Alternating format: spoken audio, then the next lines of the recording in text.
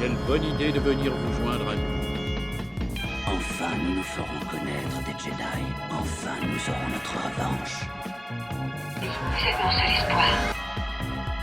Mais je ne suis plus une Jedi. La fête est terminée. Allez hop, on dégage. Toi qui croyais que cette conférence serait ennuyeuse.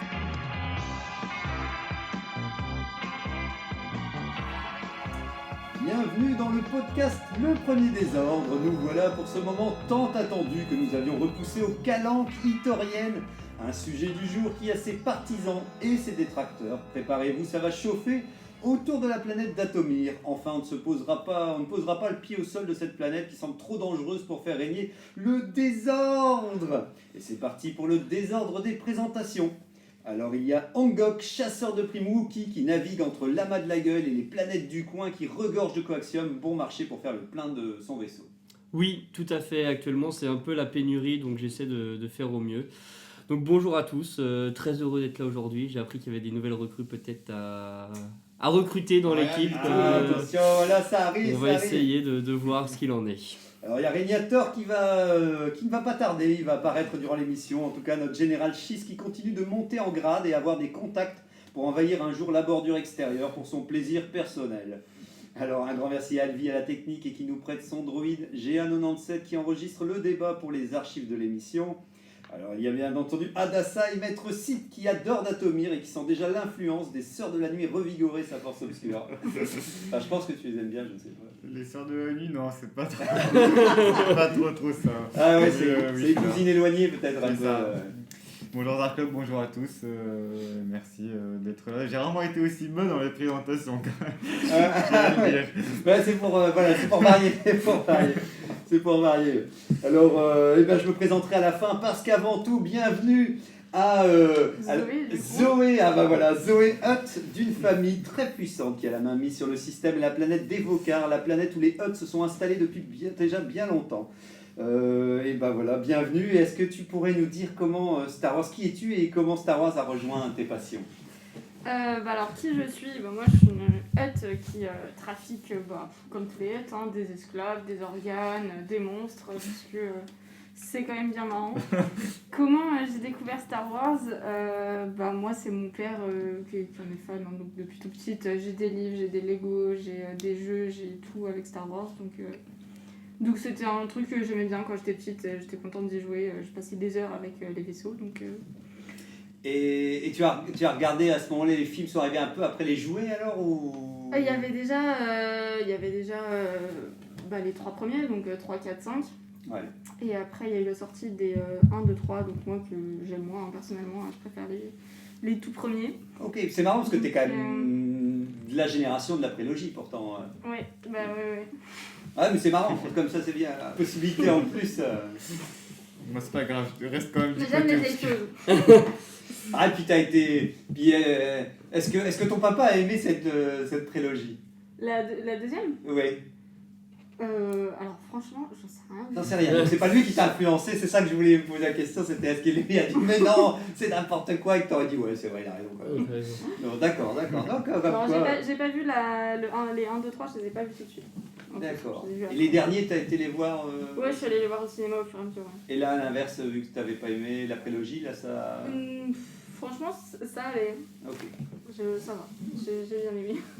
Ouais, c'est bien. C'est Disney, mais... Ah non, mais moi je les ai appréciés. Franchement, Je les ai appréciés avec tous les défauts que je peux leur trouver. J'ai passé un bon moment.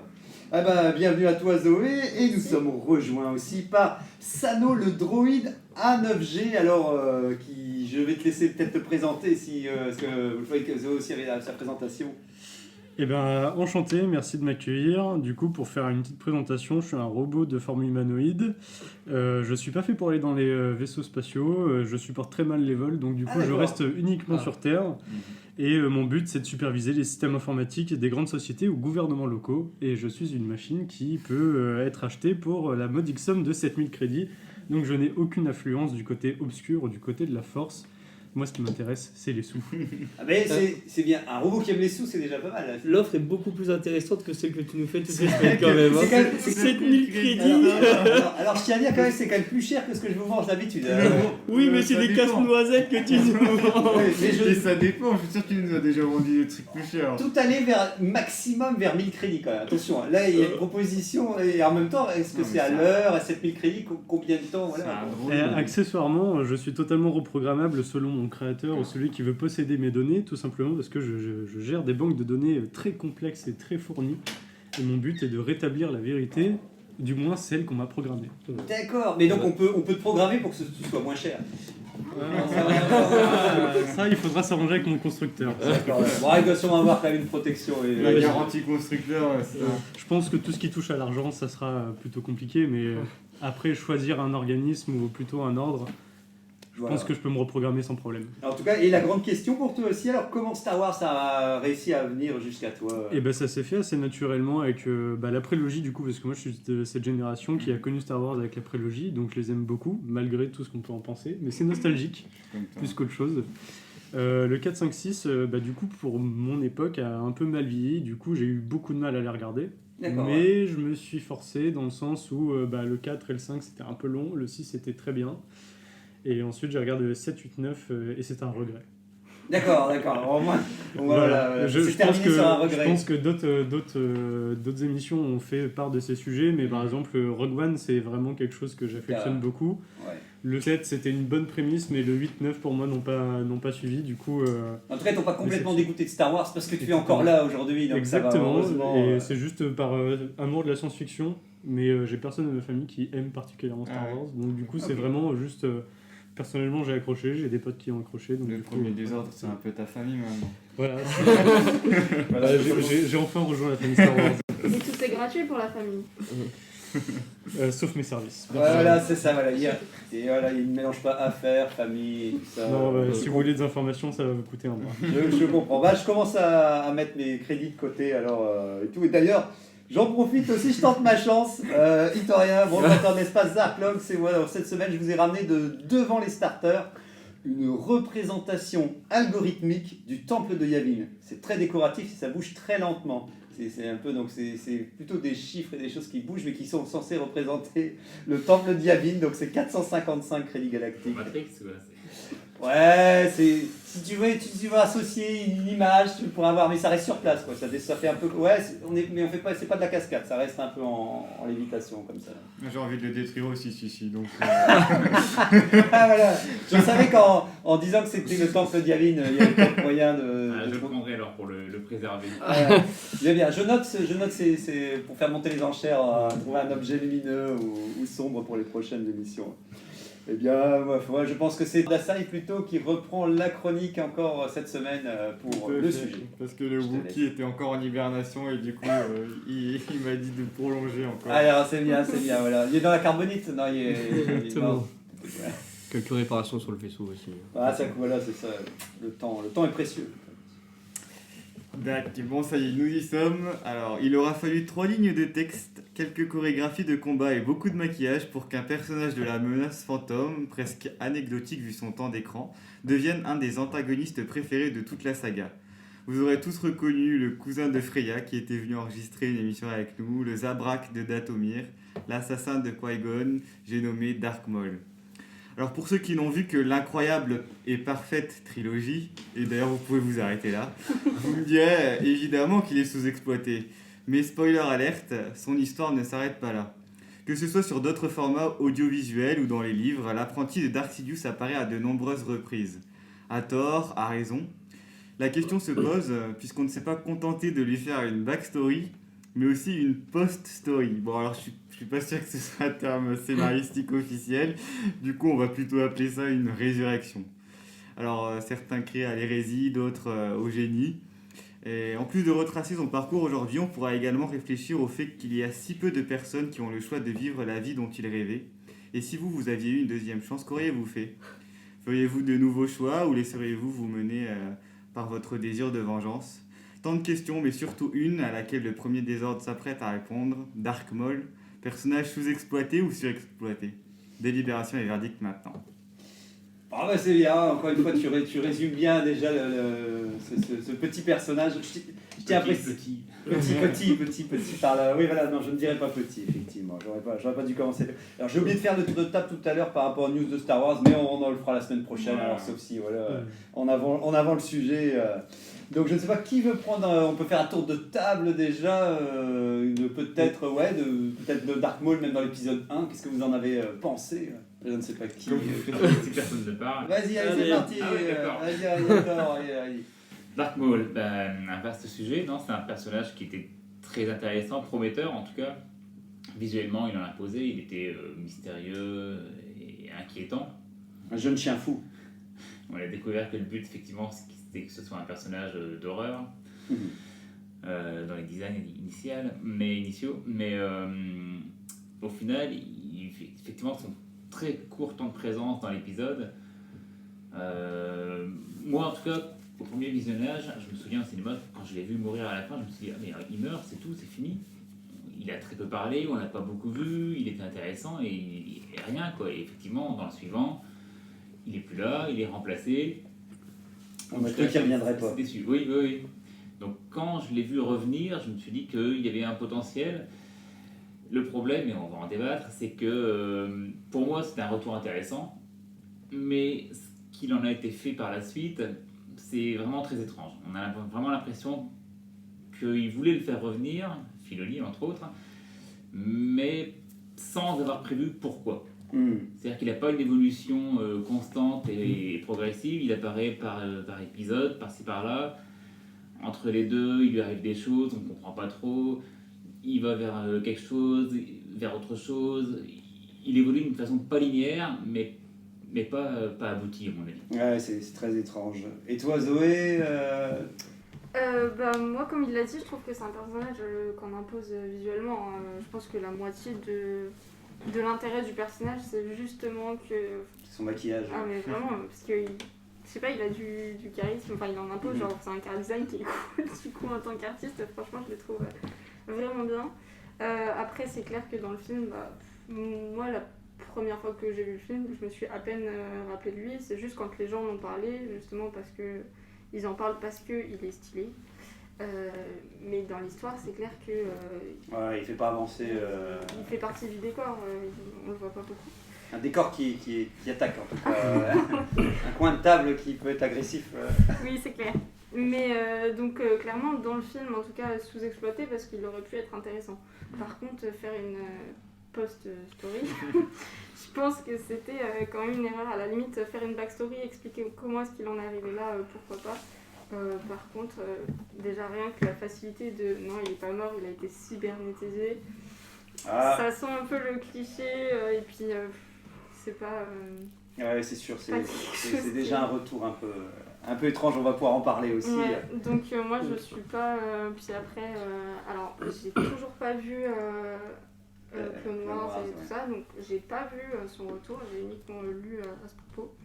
Donc j'en sais pas grand chose, mais d'après ce que j'ai lu, c'est pas une histoire un peu tirée par les cheveux, mais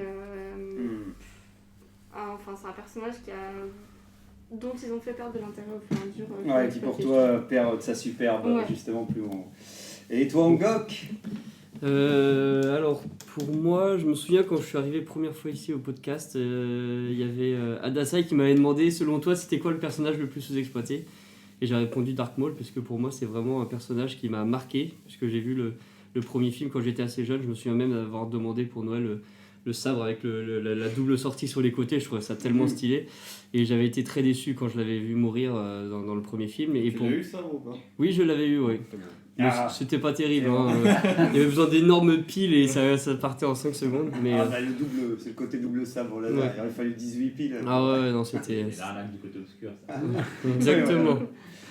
Et du coup, j'avais été assez déçu quand il était mort. Et moi, j'ai pas vu Clone Wars, mais je l'avais revu dans Rebelle. Et je n'avais pas connaissance qu'il revenait à la vie, je ne savais pas par quel mystère. Et je l'avais trouvé assez bizarre comme personnalité, comme personnage. Sur Rebelle, beaucoup moins charismatique. En plus, des positions assez ambiguës, parfois vacillant entre aider les Jedi presque à moitié ou les affronter, donc c'était un peu particulier, donc un peu dommage. J'ai pas vu Clone Wars, donc je peux pas donner mon avis sur le sujet, mais j'aurais aimé en voir plus. Il est un peu étrange pour ce retour au fur et à mesure. En tout cas. Et toi, Sano, c'est ça. C'est ça. Moi j'ai un texte plutôt bien préparé, du coup je vais laisser plutôt à Dacha prendre la main et je vais rebondir sur ce qui a été dit. Ça marche. Moi oui, je pense que je l'ai pas caché, que c'est aussi un personnage que j'aime beaucoup. Effectivement, je pense que vraiment quand j'ai su qu'il n'était pas vraiment mort dans l'épisode 1, ça m'a vraiment saoulé, ça m'a vraiment gonflé. Et après quand j'ai vu ce qu'ils en ont fait, je suis un peu moins critique que vous, je pense. Ouais, en fait, j'étais à la fois en colère qu'il le fasse ressusciter de cette manière-là et pas forcément d'accord, et je me dis faut tourner la page, faut avancer, mais j'étais quand même un peu secrètement trop content de le revoir. Et j'avoue que c'est un personnage quand même sa backstory, elle explique quand même ce qu'on peut voir dans ses autres vies, dans sa post-vie. En fait, il a quand même une histoire compliquée, et c'est un personnage très plus ambigu qu'on pourrait le croire, ou que juste l'épisode 1 nous le présente, et ça reste du coup un personnage encore pour ça à part de la saga. Bon, il est quand même plus méchant, mais par rapport à d'autres personnages de la saga où c'est vraiment ou full gentil ou full méchant, je trouve qu'il est quand même un peu plus travaillé, il a une personnalité un peu plus complexe, et j'aime beaucoup ça. J'en profite, je fais un petit mot là avant que tu me parles Sano et tout. Moi quand je l'ai découvert, je me suis dit pourquoi pas. Je le trouvais quand même fort haut en couleur quand il le présentait. J'avais l'impression qu'il voulait nous le montrer très très féroce en disant je suis Dark Maul et je suis toujours en colère et tout. Donc je me dis ok. Après je l'ai vu danser pendant qu'il combattait. Je me suis dit ok, il fait des sauts. Alors le double sabre, il n'y a pas de souci, je suis preneur. Je me dis ouais vas-y et tout. Mais le fait qu'il sautait, je ne referai pas l'imitation de Dark Maul, mais quand il sautait avec ses doubles sabres, je me dis c'est vrai, ça fait un peu beaucoup peut-être et tout. Mais c'est vrai que en tout cas j'ai bien aimé un moment. C'est un truc qui me revient à l'esprit, je risque de l'oublier aussi. J'avais lu dans un documentaire qui disait qu'à un moment, quand ils sont coincés pour le combat final avec... je vais pas redire le nom, je vais encore dire n'importe comment, s'il vous plaît. Et donc, résultat, en fait, c'est bien, c'est qu'ils sont enfermés, et en fait, il y a toute une séquence où ils se tournent l'un à côté de l'autre, et en fait, c'était en clin d'œil à un tigre, en disant c'est vraiment le côté sauvage de Dark Maul. C'est peut-être ce que je retiendrai de Dark Maul, c'était son côté vraiment animal, on va dire, et tout, et que ça lui allait bien. Et on va pouvoir en parler après, mais je trouve que son retour, justement, son côté animal n'est pas évident à lui permettre de s'intégrer en tant que personnage qui va effectivement discuter beaucoup, alors qu'on disait qu'il parle quasi pas. Et donc je trouvais que ils ont dû galérer pour essayer de nous le faire revenir, lui redonner une nouvelle, entre guillemets, identité. Mais voilà, on en reparlera tout à l'heure. Tiens, je t'en prie. C'est une super transition parce qu'en fait, comme tu dis, et même comme vous dites tous, c'est un personnage fort, on déduit des personnalités, etc. Mais du coup, ce qu'on retient, son histoire principale, c'est dans l'épisode 1, la menace fantôme. On le voit perdre un combat ultime contre Kenobi, après avoir vaincu un maître Jedi qui n'est pas des moindres, Qui-Gon Jinn. Et pour rappel, il se fait sectionner en deux, perdant ses deux jambes et tombe dans un trou sans fond. On va en rester là pour l'épisode 1, c'est ce que les téléspectateurs voient sur le film numéro 1. Mais est-ce que vous savez qui est Dark Maul réellement ? Et c'est là où je vais avoir besoin de votre participation. Que savez-vous de Dark Maul ?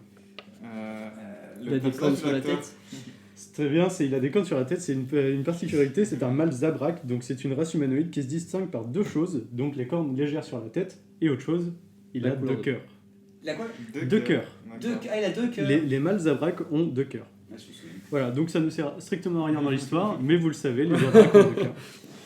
Bon, à savoir, c'est jamais.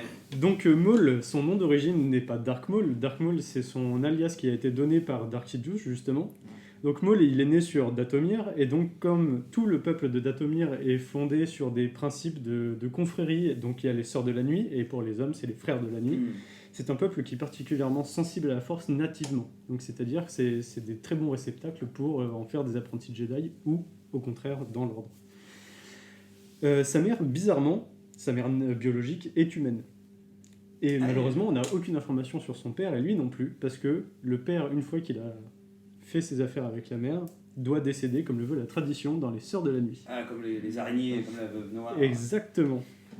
Et du coup, c'est Mère Talzin qui est guide spirituel du clan des Sœurs de la Nuit, donc c'est un membre important, on va dire, dans le côté un peu sombre et magique d'Atomir, qui a confié Maul à Dark Sidious parce qu'il cherchait un nouvel apprenti sensible à la force. Maul Elle lui a tout confié petit, tout petit, ouais, c'est ça. c'est ça, Ah, c'est Maul un déjà bébé, tout hein, petit, ouais. à peine, on n'a pas les âges précis, mais sur les illustrations, on pourrait imaginer un enfant de 8-10 ans qui est déjà combattant, qui est déjà un guerrier dans l'âme, sans même avoir touché un sabre laser, ou même qui est sensible à la force, il ressent déjà le pouvoir du combattant au fond de lui. Pas un enfant soldat, mais bon, en tout cas. C'est un peu l'idée, c'est un guerrier en fait, pure souche. On nous dit Maul de base, c'est un guerrier, c'est sûr. Le fait qu'il parle pas trop et que. Exactement. Et du coup, Maul, il a 2 frères de sang. Et ça, pour le coup, ça va avoir un intérêt dans l'histoire. On a Feral et Savage Opress. Donc on va résumer en Feral et Opress. Feral, on va pas en entendre beaucoup parler, surtout que je vais le cutter à des moments bien précis, mais plutôt Opress qui fait des apparitions dans Clone Wars. Petite anecdote, ils sont tous membres de la colonie des Frères de la Nuit. Donc tout ça va avoir une importance dans son histoire. Très jeune, il a des capacités précoces à la force, encore plus que son peuple nativement, ce qui fait de lui le présumé de Mère Talzin pour l'envoyer chez Dark Sidious en tant qu'apprenti. Au fil des années, il est apprenti par Dark Sidious qui sans cesse le pousse au-delà de ses limites, et on peut en conclure qu'il le maltraite à coups de foudre directement dès qu'il n'arrive pas à faire ce qu'on lui demande. Devient complètement battu, et justement ce qui donne son côté animal, c'est son histoire. C'est vraiment c'est limite l'esclave de Dark Sidious. Et ça, la partie où il est sa jeunesse et tout, tu le retrouves dans ça, on sait pas trop dans quoi, c'est un comics peut-être. Et ben en fait, il y a plusieurs choses. Il y a les comics et surtout il y a sa biologie qui a été faite par la communauté et aussi par les créateurs justement du personnage. J'ai mangé les noms, donc je vais éviter de les dire.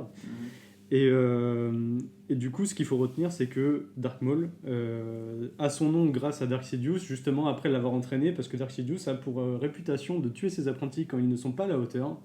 Et Dark Maul est passé très limite, mais il a réussi grâce à ses compétences de guerrier sans avoir touché un sabre laser jusqu'à maintenant. Ouais, ça, j'avais lu aussi dans, pareil, j'en reparle encore, mais dans Dark Plagueis aussi, il montrait aussi un petit peu son enfance et ouais, en fait, il a vraiment une enfance à part où... Mais c'est pas un Jedi, enfin, c'est pas un Sith, je veux dire, à la base, c'est ça. C'est pas un Sith à la base, mais ça le devient. Il a quand même droit à son sabre, son double sabre laser. Et ben justement, je vais y venir sur cette chose. C'est que Maul maîtrise à la perfection le Terra Cassi. Alors, je sais pas si je le prononce correctement, c'est un art martial très rare qui est utilisé par certains Mandaloriens, pas tous. Et l'usage du sabre laser qui a été donné justement par Dark Sidious, donc un sabre simple rouge, et qui arrive à en contrôler 1 à 2 en désarmant son propriétaire. Donc du coup, il utilise un style Jarkai, et le Jarkai, en fait, c'est le principe de combat de Ahsoka. D'accord. Donc c'est la manipulation des 2 sabres un par main.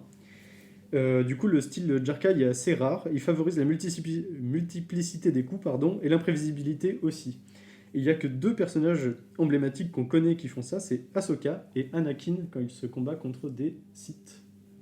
Ce sont les 2 personnes en plus de Dark Maul. Dark Maul garde son double sabre laser, mais il l'a eu grâce à une chose, c'est l'holocron de Dark Sidious qui contenait un artefact avec les plans d'un double sabre laser qui était totalement expérimental, parce que c'était l'arme de prédilection de l'antique seigneur noir des Sith, Exar Kun.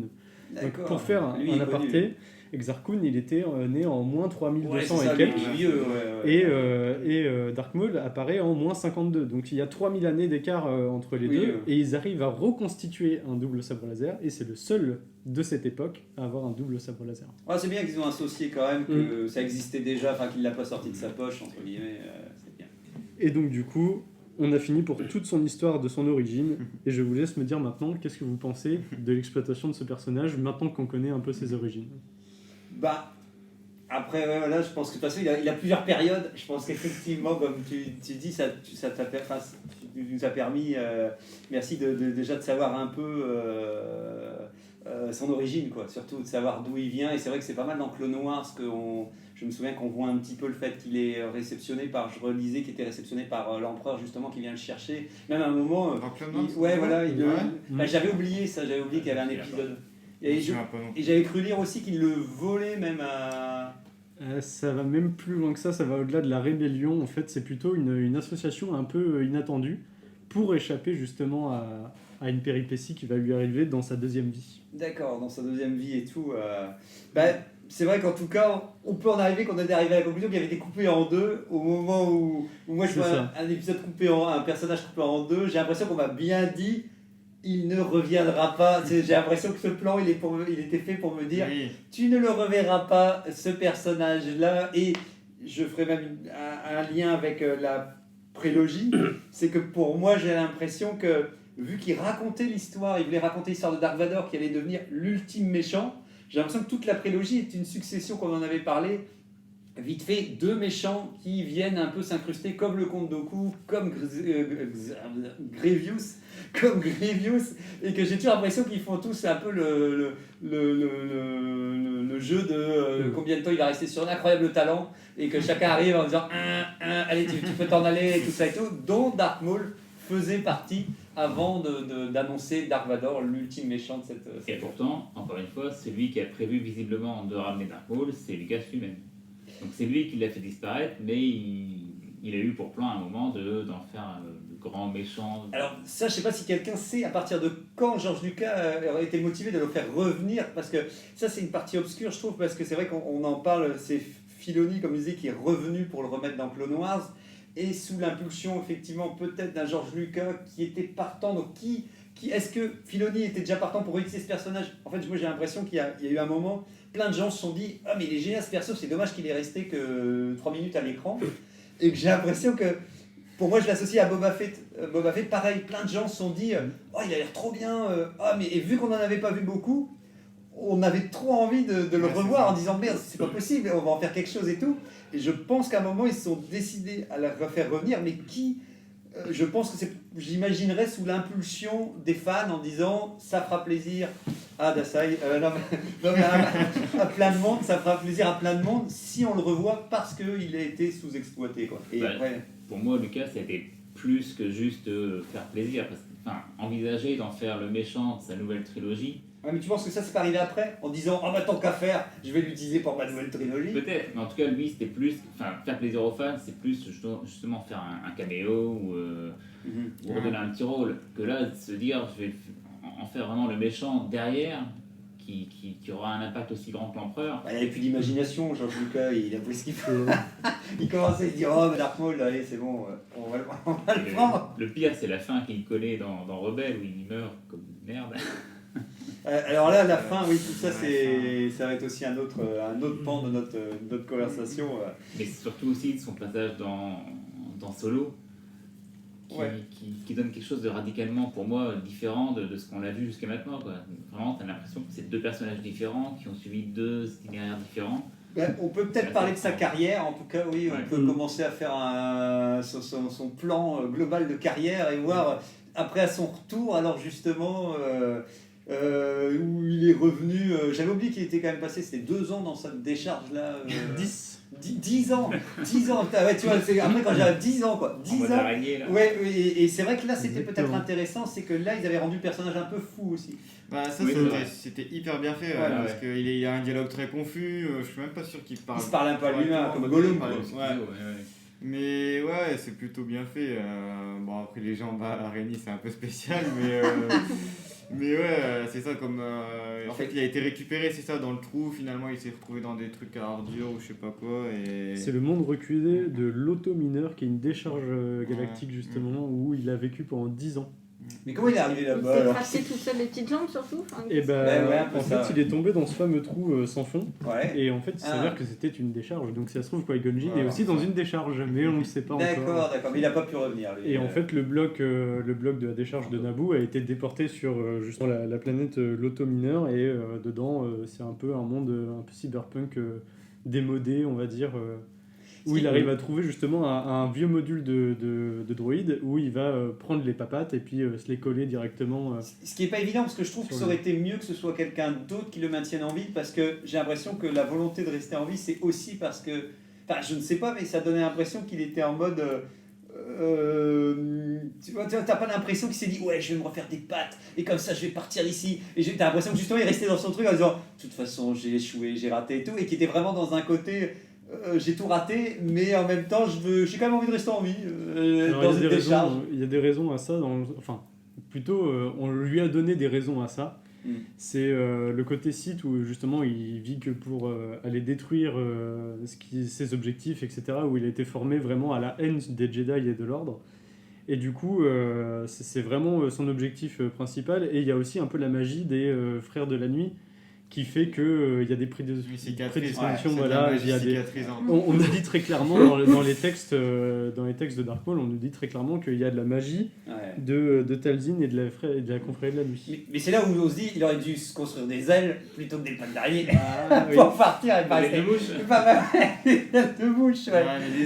Des ailes, il en a jamais eu, alors que des pieds, oui.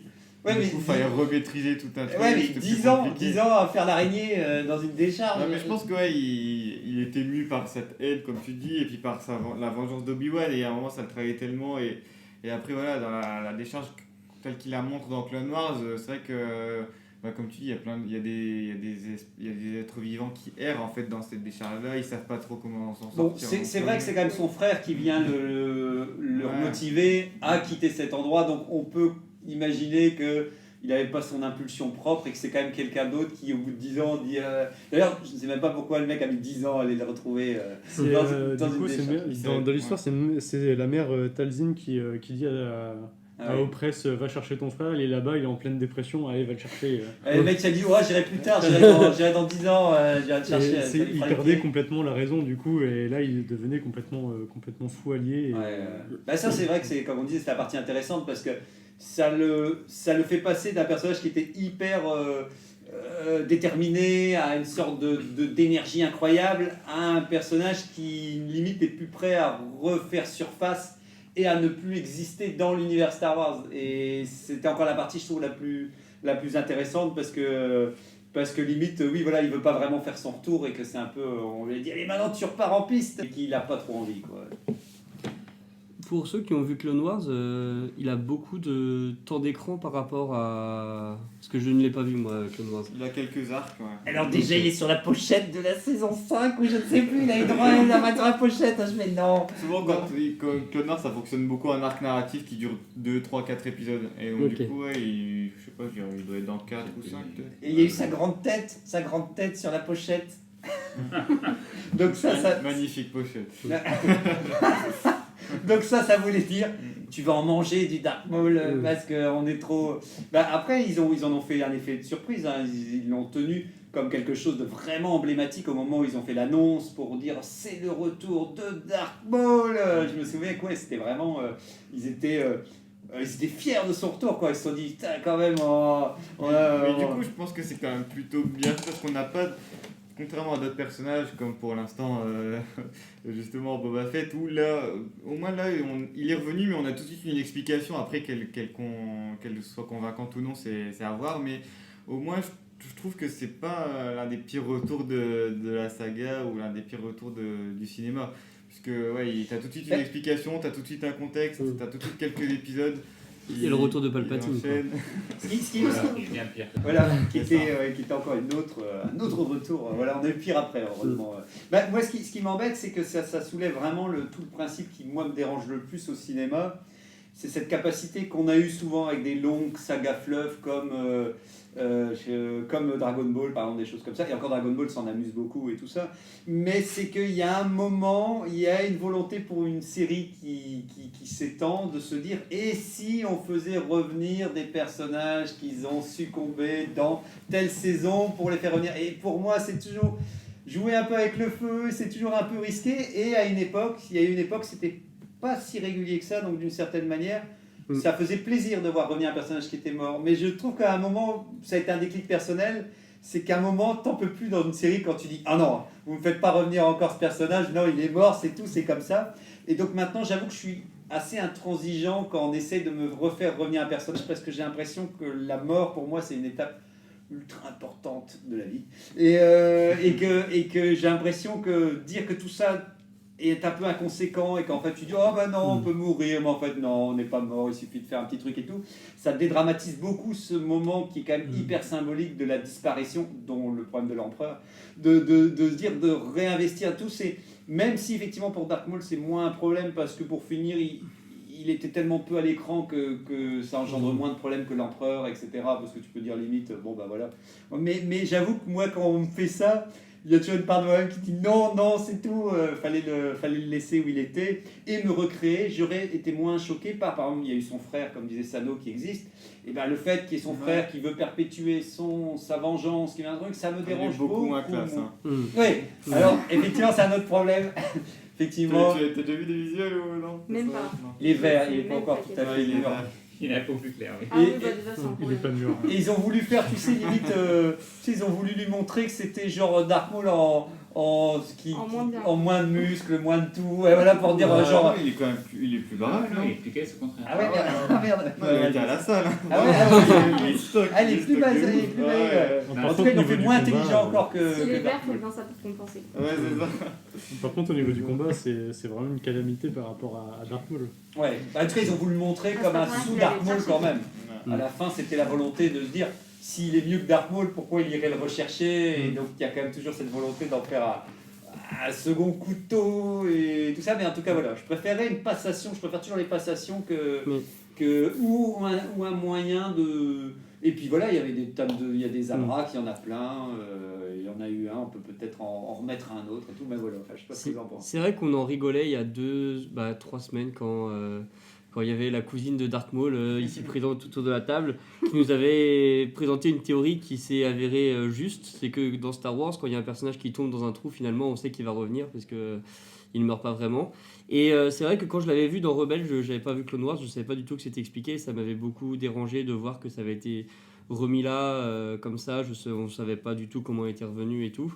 Et finalement, en écoutant parler aujourd'hui, en voyant ce qui a été présenté dans Clone Wars et aussi ce que tu as présenté tout à l'heure, et ça me dérange beaucoup moins dans le sens où ça a l'air très bien construit, très cohérent. Donc pour le coup, après, je ne sais pas exactement ce qu'ils en ont fait, mais en tout cas, c'est vrai qu'il y avait la frustration que ce ne soit pas assez utilisé dans le 1, et ça n'a pas été remis là en mode on fait un pansement et puis ça va être remis là. J'ai l'impression que ça a été beaucoup Ils prennent du beaucoup temps mieux quand travaillé. même pour le réinstaurer, ça c'est sûr. C'est sûr. J'ai pas l'impression que voilà, ils ont essayé quand même au maximum avec les moyens qu'ils avaient à disposition pour le réintégrer à l'univers d'une manière le plus crédible possible. Ouais, c'est ça. Non, puis, je crois que j'avais vu comme toi, de toute façon, j'avais vu Rebels avant, et donc c'est pour ça aussi que j'étais à 50-50 au début, et après que j'ai eu cette explication, je suis moins. Et toi, Sano, t'étais content de retrouver alors le Dark Maul C'est un personnage qui te plaît aussi ou pas? Disons que j'étais plutôt content parce que j'étais assez frustré justement du temps d'écran, que c'est un personnage qui a beaucoup à raconter et que son côté animal, son côté agressif, et même on le dit pas assez, mais à la base c'est un chasseur de primes aussi qui a tué de très nombreux Jedi dans les fins fonds de son histoire quand il était encore apprenti, et du coup j'avais envie de savoir ce qui se passait, qu'est-ce qu'il allait devenir, est-ce qu'il allait continuer ou pas. Et au final, en faisant des recherches, en regardant dans les gigantesques bases de données qui m'ont été confiées, et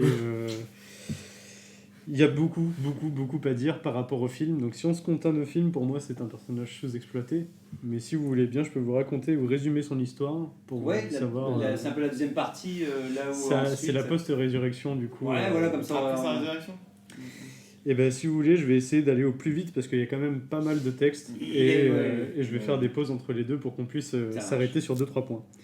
Déjà, savez-vous combien il y a eu de vies Dark Maul? Alors attention, dans les vies, on parle de résurrection, mais des fois les vies peuvent être assez symboliques, c'est-à-dire une vie, un passage de vie, on va dire. Donc selon vous, comment l'histoire de Dark Maul a été découpée en plusieurs vies? Je te dirais au moins 5, plus ou moins.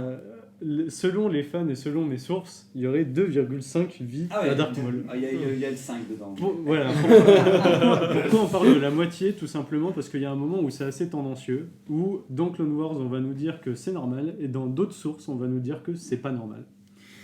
Pour commencer, on va faire la petite histoire. Au début, Dark Maul il mesurait 1m75 naturellement, et ses jambes cybernétiques l'ont fait quand même pas mal pousser, parce qu'il mesure 1m94, ce qui lui donne beaucoup plus d'importance et de charisme dans la série. Sauf que c'était bien 1m75. c'est le porte-bonheur. j'aime bien. Bah, vaut mieux ça que plutôt avoir 6 pattes et finir dans Il une fallait décharge. qu'il reprenne un peu de hauteur. S'il voulait reprendre son sable laser, c'est sûr que oui. Donc je vais essayer de faire au plus vite et couper dans des moments importants. Du coup, juste après qu'il tombe dans le trou, on a dit il va dans une décharge, pendant 10 ans, il perd la raison, il est en mode araignée, son frère vient le chercher, le ramène sur Datomir, et la mère Talzin lui met du coup des jambes cybernétiques avec lesquelles il fait 1m94. Et c'est un peu magique cette scène-là aussi. C'est un peu magique. Et justement, on nous dit la magie de Talzin. Donc c'est vraiment les Sœurs de la Nuit, il y a vraiment un pouvoir et la force et la magie de la confrérie. Vous pouvez écouter notre podcast sur la magie dans Star Wars pour en savoir plus. Voilà, c'est vrai qu'on fait un peu référence à un moment aux Sœurs de la Nuit. Ouais. Et du coup, l'histoire en accéléré, ça donne que il n'est plus apprenti, ni officiellement sous l'ordre des Sith, parce qu'il n'est plus sous Dark Sidious. Il n'a jamais été vraiment seigneur Sith avéré depuis l'histoire où il a été tué découpé en deux, si je puis dire, par Obi-Wan par vengeance. Il se considère toujours comme tel et décide de monter son propre empire, qu'elle ne considère plus Dark Sidious et Dark Tyrannus, donc du coup, contre Dooku, légitime au pouvoir. Il décide donc de monter un collectif des ombres avec son frère Opress qui prend en guise d'apprenti, donc celui qui est venu le chercher. Il renverse le gouvernement pacifiste des nouveaux Mandaloriens qui ont pris le pouvoir et il les prend sous son égide. C'est très résumé parce que c'est quasiment 3-4 pages de bouquin à chaque fois que je vous résume en une phrase. Mais c'est des arcs de Clone Wars aussi, du coup, c'est assez repris et tout. Du coup, il arrive une première fois à tirer Obi-Wan Kenobi lors de sa conquête de Mandalore et tue sous ses yeux sa promise, ou du moins celle qu'il affectionnait, la duchesse Satine Kryze. Ça, j'avais oublié ce passage. Et Kenobi s'échappe grâce à un allié. C'est incroyable cet épisode. Et Kenobi arrive à s'échapper de cette scène en évitant un combat de très près grâce à Ventress qui va l'aider à s'en sortir, sinon on donnait pas cher de sa peau à Obi-Wan. Et du coup, c'est là où ça fait débat, parce qu'on en a parlé l'autre jour justement à Dasai. Ouais. Tu disais que les Jedi ne pouvaient pas avoir d'attache. Et donc du coup, c'était un peu dur de parler de sa dulcinée ou du moins de sa promise, parce qu'un Jedi n'est pas censé... Même Obi-Wan le dit à Anakin quand il a son crush. Après, on sent que c'est une sorte d'amour platonique, quoi. Chaque fois qu'on voit Obi-Wan... Je sens que s'ils avaient eu d'autres choix, ça serait pas resté un amour platonique, s'ils avaient eu d'autres destins. Oui, voilà, c'est ça. Mais lui, il se dit, moi, je peux pas, je suis dans le Jedi. Et elle se dit, oh, de toute façon, j'ai déjà mon truc à gérer. Enfin, t'as l'impression qu'ils ont... de vie qui les empêche simplement de...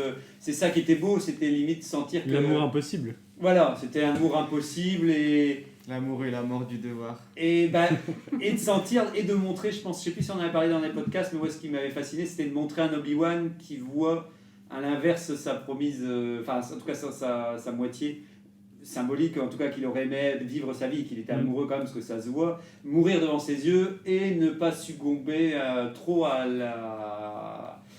devenir un Sith, en tout cas à la violence, parce que là, ça me paraît très compliqué de garder son sang-froid à ce genre de moment. Il se passe vraiment beaucoup de choses sur peu de temps et tout, et c'est vrai que... Mais je trouve que pour un épisode de dessin animé, il est quand même... Il te montre vraiment beaucoup de choses, et ouais, effectivement, Dark Maul, ça fait un acte fort, Dark Maul. Il l'a tué avec son sabre laser, mais vraiment, tu vois quasiment à l'écran, je crois que tu vois le sabre laser qui dépasse dans son dos. Il y a le double sabre laser, un premier qui sort et un deuxième qui sort de Dark. Justement, c'est là où ça devient important, c'est que Dark Maul n'a plus son double sabre pour l'instant. Ah oui. Dans cet arc-là, il a son sabre rouge simple et le sabre noir parce qu'il a pris le contrôle de Mandalore. Ah oui, c'est vrai. Donc après, à un moment, il le retrouve alors ce double sabre, mais on sait pas trop comment alors. Si, mais j'ai skippé la partie parce que c'est vraiment super compliqué.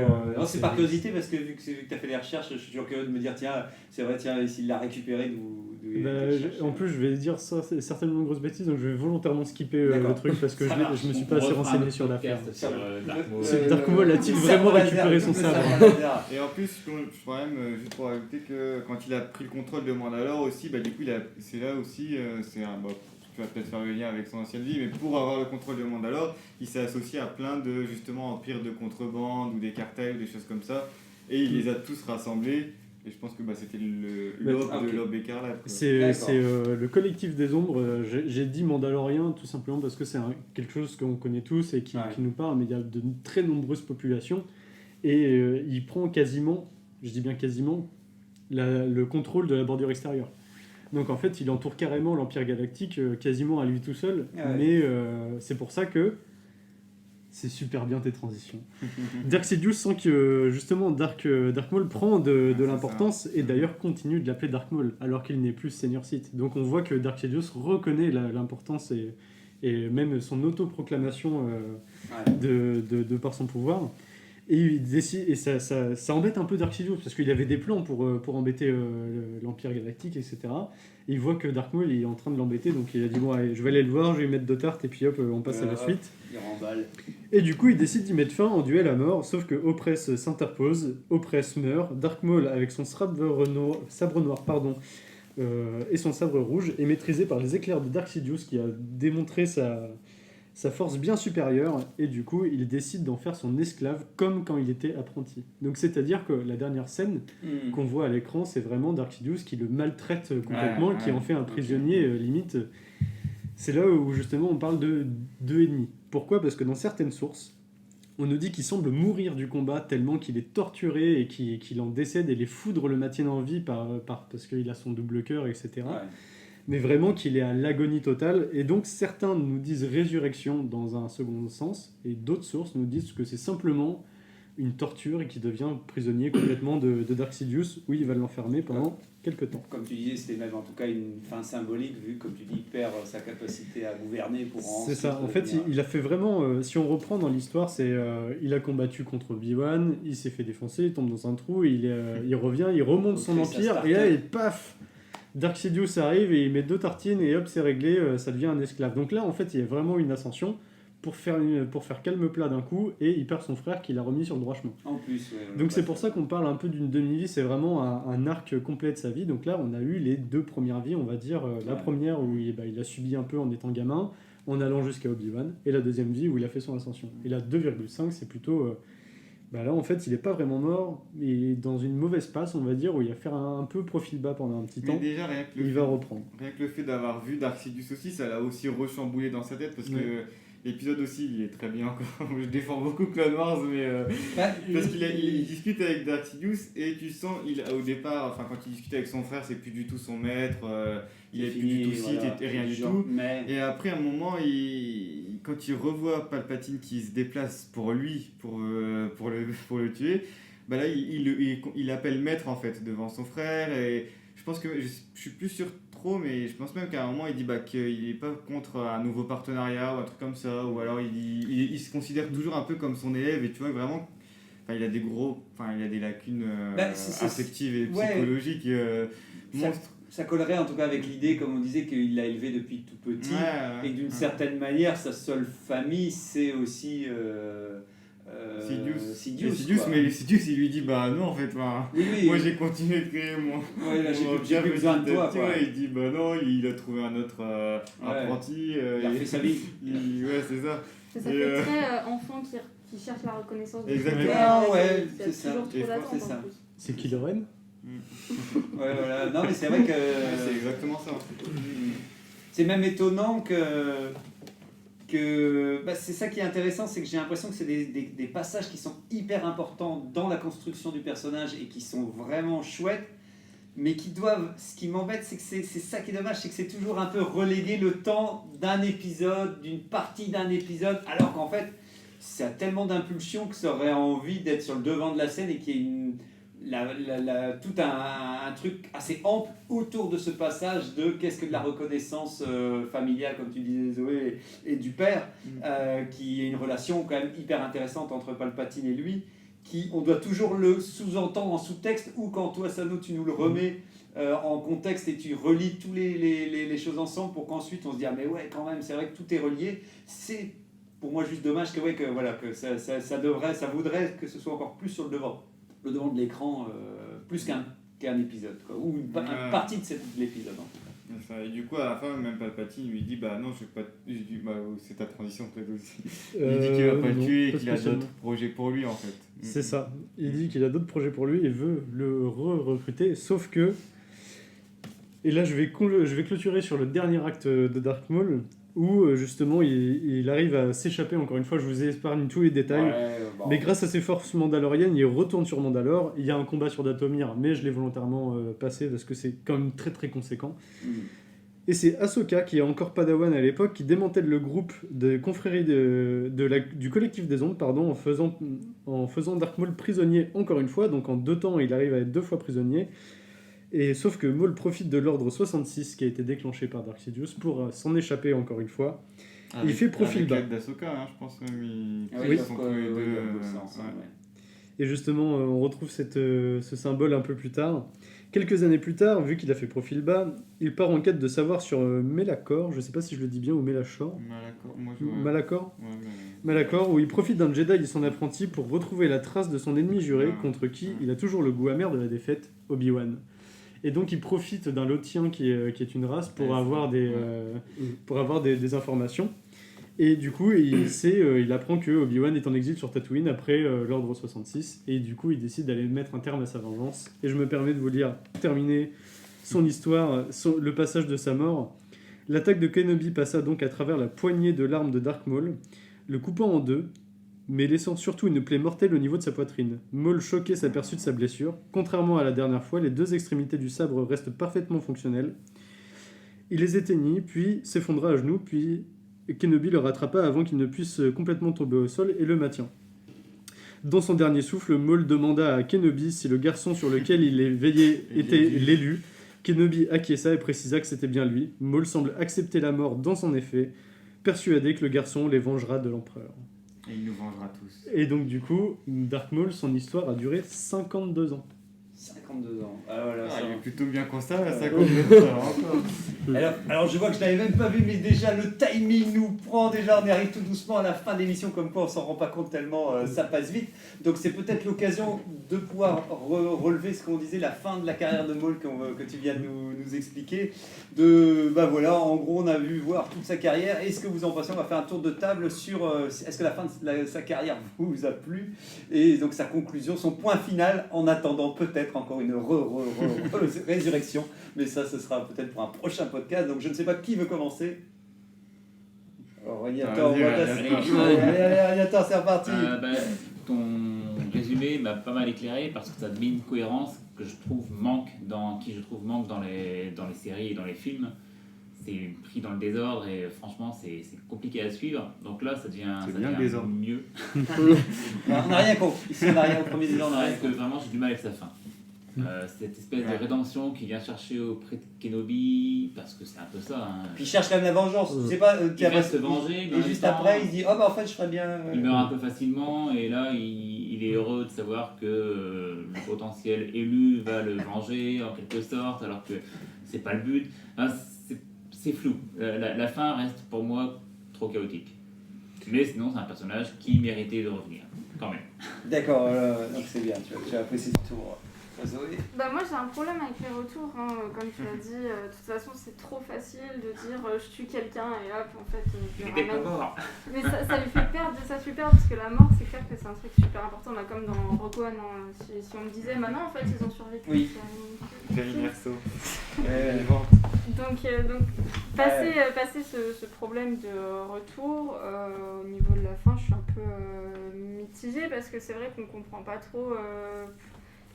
Est-ce qu'il est partagé et il hésite entre se venger, tout ça, on ne sait pas trop, ou est-ce que depuis le début, vraiment son objectif c'était de détruire les Jedi et il a utilisé tous les moyens possibles, je ne sais pas, mais j'ai quand même l'impression que c'est un personnage qui est fatigué sur la fin, il a fait que d'échouer et en fait finalement... Il sait plus quoi faire, voilà, il se dit je sais pas, vas-y venge-moi, mais attends t'essaies de me tuer avant, la mort facile je pense, et puis d'avoir à la fin la reconnaissance de son grand ennemi, tu t'es quand même bien battu, c'est une fin correcte je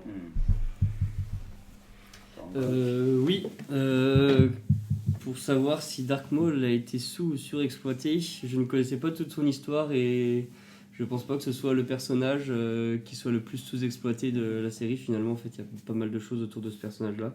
J'avais vu sa fin dans Rebels aussi.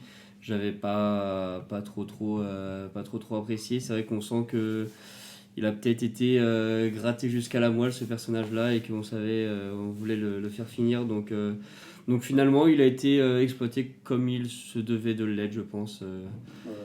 Pour toi, c'est bon, il a fait son temps. Il a fait son temps, il peut s'en aller, Asano. Et ben moi, purement personnellement, je trouve que ça manque dans les films et que je pense qu'il aurait fait un très bon guerrier, qui aurait pu faire beaucoup de gestuels plus emblématiques, parce qu'on a eu des combats qui étaient assez mous, et je pense qu'il aurait pu donner de très beaux combats, de très belles situations. Son histoire en elle-même, je la trouve extrêmement complexe, parce que quand j'ai fait pas mal de recherches, ça m'a valu au moins 3 bonnes heures de lecture pour essayer de résumer.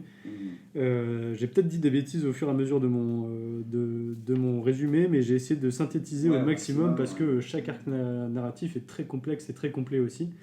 Donc pour moi, c'est un personnage qui est sous-exploité dans les films, mais surexploité dans son histoire. Je suis bien d'accord. Ouais, si. Ça, je sens que tu vas essayer de nous le refaire sortir. Exploité dans les films, je suis d'accord, mais surexploité à aucun moment. Non, je suis content de l'avoir revu à chaque fois que j'ai pu le revoir. Et après, je suis d'accord qu'il ne faut pas trop en mettre, puisque justement, après, tu finis, quand tu manges trop de la même chose, ça ne donne plus envie non plus. Donc, ouais, il est pimenté, là. Je pense ni l'un ni l'autre, et comme je l'ai dit en introduction, c'est vraiment un personnage comme torturé aussi sur la fin de sa vie, même quand tu as dit que sa deuxième capture avec Ahsoka, même à un moment il propose un partenariat avec Ahsoka justement pour... il aura tout essayé. Et en fait ça te montre vraiment qu'il est vraiment pris entre deux feux, qu'il sait pas trop ce qu'il veut, qu'il est à la fois mu par sa vengeance, à la fois mu par le fait de vouloir faire d'autres choses que ce qu'il a toujours connu, mais il n'y arrive pas parce que dans sa tête ça va pas en fait, tout simplement. Et ce qui est marrant, c'est que même Ahsoka ressent la déstabilisation du côté de Dark Maul et lui propose de repasser du côté des gentils. Et Dark Maul a même hésité. Ah ouais, d'accord, il hésite même et tout. Parce qu'en fait son objectif, il s'est dit moi la seule chose que je veux c'est buter Obi-Wan, donc me rapprocher des gentils, finalement c'est pas si con que ça. C'est pas une gentille rédemption là. Pour buter un gentil, c'est pas être un gentil. Oui, mais dans sa stratégie, ça lui est favorable en fait. Il sait plus s'il est vraiment con, il croit lui-même. C'est ça, il est vraiment déstabilisé du moment où il est tombé dans ce trou où il était terminé en fait pour la plupart du monde. Donc ouais, même s'il a des gros problèmes, je trouve qu'il a entièrement sa place et voilà, ni l'un ni l'autre du coup pour moi. D'accord, pour moi on va dire que oui, ce que vous dites, en fait son état mental représente bien ce qu'en ont fait les scénaristes. En gros, voilà, vous l'avez rendu fou notre Dark Maul parce qu'il sait pas où donner de la tête, il sait pas quoi faire. Il se dit en fait qu'est-ce qu'on veut de moi en fait dans Star Wars en fait. On veut que je sois un guerrier, on veut que je suis un politicien. Et bricoleur aussi. Voilà, j'aurais pu peut-être faire ma carrière dans le bricolage et tout. Donc j'ai l'impression de voir un personnage qui malheureusement, par le fait qu'on lui donne pas un vrai arc pour revenir définitivement dans la saga, il doit se faufiler partout où il peut. Il se dit là je peux passer sous la porte, je peux passer ma tête, laissez-moi et toi s'il vous plaît. Là comme on disait avec Rinator, on rigolait quand il a essayé de faire son retour dans Solo et malheureusement le film après il n'y aura pas de suite et donc son seul moment il revient pour dire génial, maintenant je fais partie de l'Aube écarlate. Peut-être qu'on le verra sous ce règne là. Par contre c'est ça, c'est un moment qui me paraît très important, c'est quand il gouverne, quand il est vraiment dirigeant et tout ça. Et en fait, il n'y a pas tant de scènes que ça où on le voit vraiment pouvoir prendre des décisions, gérer tout ça. Il y a un peu comme ça caché sous le manteau. Et donc ça m'embête d'en faire un guerrier qui était purement, comme tu disais Sano, moi je préférais qu'on me le remette juste en disant c'est un guerrier, il va revenir faire des pirouettes et puis il va venir affronter les Jedi parce qu'il veut se venger jusqu'à arriver à la fin en disant Obi-Wan ça a toujours été mon ennemi préféré, alors que là on essaie de lui donner comme s'il y avait je suis content sur son retour pour essayer de le faire sortir de sa condition au début, mais après on essaie de l'intégrer au Mandalorien, à toutes les histoires et tout, et je trouve que des fois ça le fait crapahuter énormément, et comme tu le disais aussi, toi ça t'a mis après résultat beaucoup de temps à résumer sa vie, alors que des fois tu aurais envie dans Star Wars, t'es quand même content que les persos ils vivent leur vie d'une manière assez claire et assez concrète. Là le fait de devoir, je pense que c'est bientôt là, donc on termine en tout cas, voilà, je pense que pour moi il est surexploité. J'aurais préféré garder ce côté sous-exploité, mais je ne suis pas contre son retour dans Clone Wars, effectivement quand même, malgré tout c'était pas dégueu, mais je me dis j'aurais préféré qu'il passe final, comme me disait Régnator aussi, d'un coup il veut tuer son ennemi et après d'un coup il y a une sorte de rédemption en disant j'espère que c'est l'élu, alors que l'élu, tu vas dire jamais il a cherché après, jamais on a l'impression que Dark Maul il a entendu parler de l'élu, ou alors on va encore nous refourguer une histoire où d'un coup il va, mais il y a un moment tu as envie de dire arrêtez, il y a un peu trop de multicouches pour ce personnage qui pour finir en avait peut-être pas besoin autant quoi. Et on termine vite fait avant la conclusion et tout, c'est C'est le quiz final. Si vous vous battez pour la gloire, si vous n'avez pas ça, perdez. Et donc, question à un point cosmique. Dark Maul est-il vert, jaune ou rouge? Rouge. Ah, j'ai entendu le rouge, je pense. Ouais, tu peux dire toute la Est-ce que réponse. c'est Sano qui l'a dit? Ah, c'est Sano. Non, ah, t'as dit rouge. Je sais Allez, pas. Sano, un point pour Sano. Question à 2 points. Quand Dark Maul est en araignée, sur quelle planète est-il? Datomir, Lotominor ou Lotomajor? L'autominor, on l'a dit tout à l'heure. Ah bah voilà, ouais. Mais tu vois, Pour comme ceux ça, c'est qui toi suivent, ouais. Donc 3 points pour Sano. Et dernière question. À un moment, Maul est enfermé dans Stygon. C'est une boîte de nuit, un centre de recherche ou une prison? Une prison. Eh ben voilà, c'est Sano. On voit que, Ah, il avait bien... Domination totale. Donc c'est voilà, c'est là, c'est il le récupère. Ah, c'est moi qui Bah, pioche. Oui, voilà, ce sera le thème de la semaine suivante, sauf si c'est un spécial Vision, Star Wars Vision, je ne sais pas qu'est-ce que vous... Ou alors il y aura un Oh, mélange entre peut-être. Star Wars On va Vision, en avoir un thème sous le coude. et quoi. voilà, on aura un thème sous le coude. Oh là là, je sens que celui-là, il va nous plaire. hein. Il est long. The Mandalorian n'est-il pas la meilleure chose qui soit arrivée à l'univers Star Wars ces dernières années? Spoiler, non. Je pense à un certain Wookiee qui va être Je l'ai très fait heureux. pour toi, c'est- Bon, merci à Super, tous. merci, Merci, ciao. salut. Salut.